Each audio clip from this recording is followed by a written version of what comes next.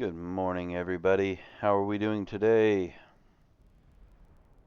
I thought I'd start us off with a funny one, funny bit of news this morning for your trip on into the slug here. Self-cloning mutant crayfish take over Belgium. This is it. So what we got here is it says totally cray. Self-cloning mutant crayfish have taken over a cemetery in Belgium. Hundreds of the marbled crayfish, which are always female, have invaded the historic Schoonhof Cemetery in Antwerp, the Brussels Times reported. It's impossible to round them up. It's like emptying the ocean with a thimble. I liked that. I liked that particular little note there, but the creepy crustaceans experienced a mutation around 25 years ago that allow them to quickly reproduce by themselves, enabling entire populations to spring up from a single one and dominate lakes, ponds, and rivers. The 4-inch creature feed on plants, snails, amphibians, depriving fish and other aquatic species of a food source. Once owned by a German pet collector in 1990, they did not naturally occur in the wild, the outlet reported. So it's likely that the latest invasion started with one that escaped from someone's home. Someone apparently had the animal in their aquarium and then set it free in the canal. Often people get tired of these animals. They said there, but I don't like that word for that. Or the marble crayfish population got too large at home. The European Union in 2014 banned owning or releasing these crayfish in the wild. So the basic gist of it is 2020 strikes again. So now we have a pandemic and a plague, or we have the pandemic.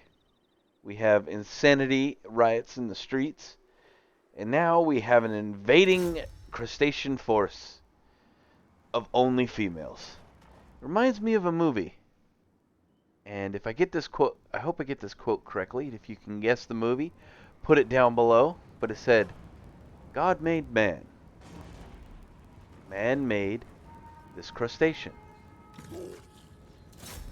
This crustacean destroys man. Woman inherits the earth. Name that movie. I did change a few lines there to make it work with the story, but I think you get the gist of it. I will put the answer in my final video today, but just enjoy the fact that even Belgium is affected. And I'm not gonna lie, I'm not exactly upset that these little dudes are around and that they can reproduce by themselves.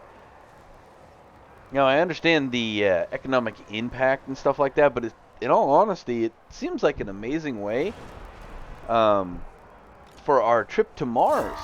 And this may not have been where you thought this story was going to go, but these are food source that can self-replicate in a matter of months.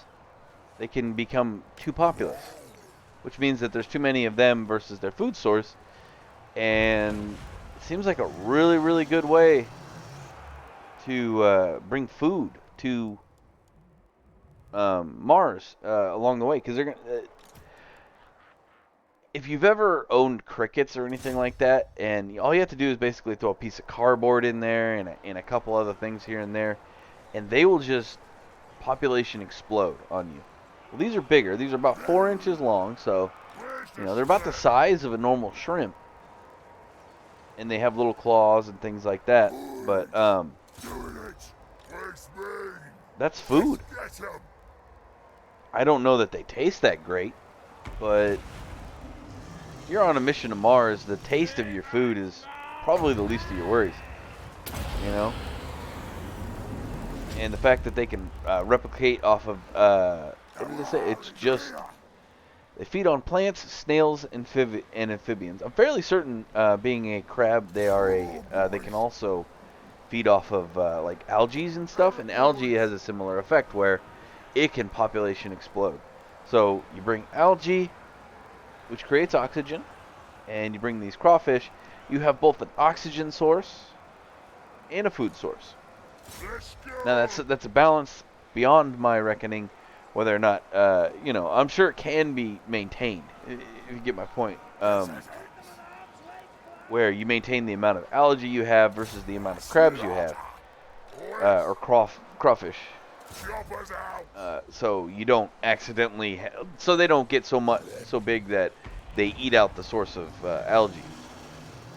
But I think there's a lot of scientific potential here in something that can basically self-replicate. They're not the only thing in the world that does it, but the fact that they are large enough, and a food source that we know we can consume. And they're not like insects. Insects can be eaten, but they don't self-replicate. And so you can have just one. In a matter of months, you have like 30. And then in a couple months later, you have 300. You see where I'm getting at with that?